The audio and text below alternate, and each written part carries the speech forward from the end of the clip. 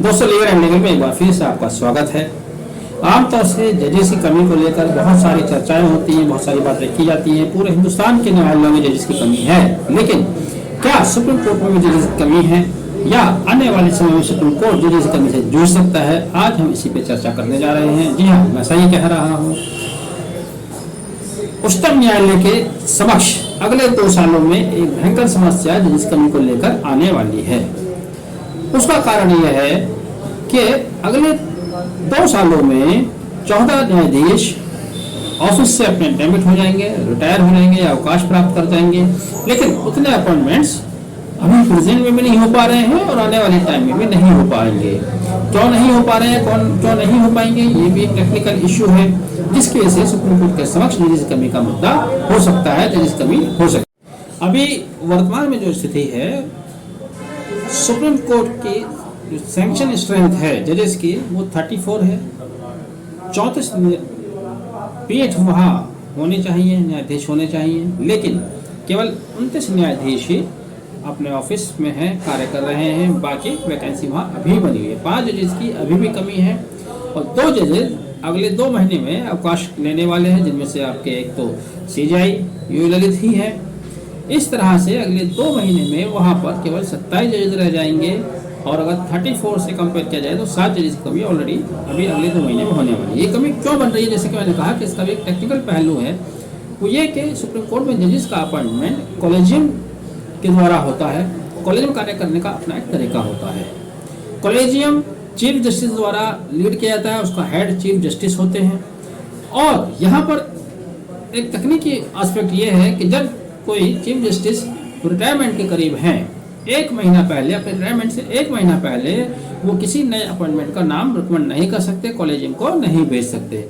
अब यहाँ पर आप समझ लें कि अभी वर्तमान चीफ जस्टिस यू ललित 9 नवंबर को डेमिट हो जाएंगे।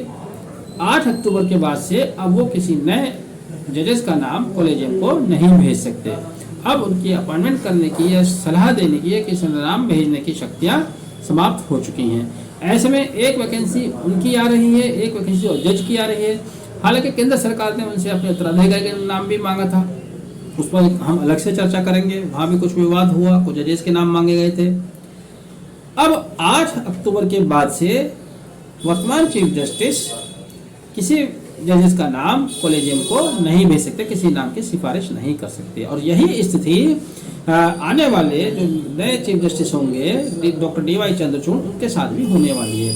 DY चंद्रचूड़ 10 नवंबर को कार्यभार संभालेंगे और अगले साल ठीक 2 साल वो चीफ जस्टिस रहेंगे और 9 नवंबर को शपथ लेंगे। 9 नवंबर को शपथ लेंगे। अगले साल 10 नवंबर तक वह रिटायर हो जाएंगे, 2 साल रहेंगे। जिस साल वह अवकाश लेंगे उसी महीने में फिर और कुछ जजेस का रिटायरमेंट है, लेकिन चूंकि कॉलेजियम का नियम यहाँ भी लागू होगा, रिटायरमेंट से 1 महीना पहले वो अपना उनकी शक्तियाँ नाम भेजने की, अपॉइंटमेंट कराने की खत्म हो जाएगी, तब वहाँ पर वैकेंसी बनी रहेगी। तो इस तरह से अगले 2 सालों में 14 और जजेस रिटायर्ड होंगे। बीच में कुछ अपॉइंटमेंट होंगे, लेकिन जितने रिटायरमेंट होंगे उतने अपॉइंटमेंट होना संभव नहीं है कॉलेजियम पद्धति की वजह से। तो कुल मिलाकर अगर देखा जाए तो आने वाले 2 सालों में सुप्रीम कोर्ट की जो कार्य करने की स्थिति रहेगी, कमोबेश 15 या उसके आसपास रहेगी। अब अगर 15, 16, 17 जजेस सुप्रीम कोर्ट में रह जाते हैं, जहाँ पर सैंक्शन स्ट्रेंथ 34 की है, तो वाकई में एक बड़ी समस्या वहाँ पैदा हो सकती है।